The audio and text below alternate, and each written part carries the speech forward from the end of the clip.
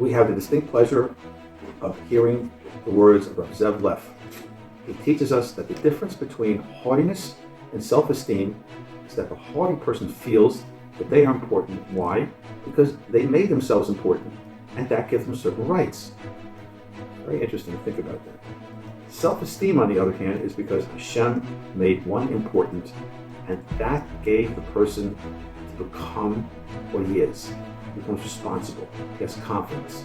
He didn't make himself that. Hashem empowered him. You have to be a mountain that understands its place. Our Sinai was a small place. It was humble.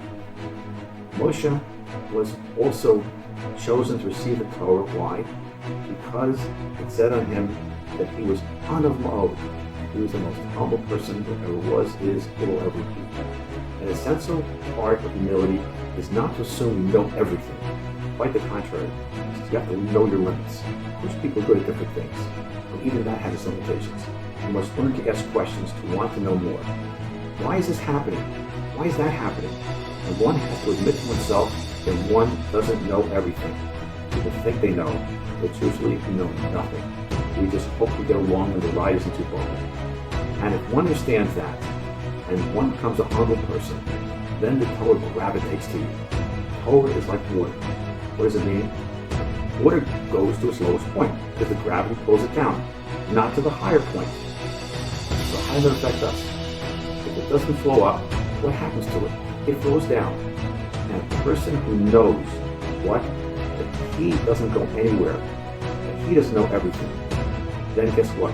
He'll humble himself and he'll want to learn, and he'll want to question, and it'll force him to think. And he'll think and he'll understand that really we are here at the behest of Hashem. And he is the type of person that Hashem infuses with Torah because of his humility.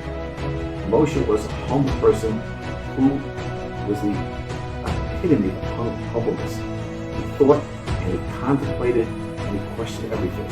And then he wanted to know more and more. Then the more he learned, the more he understood why one has to take into consideration that Holy the Shemayim puts in the Shemayim. Everything comes from heaven except the fear of heaven.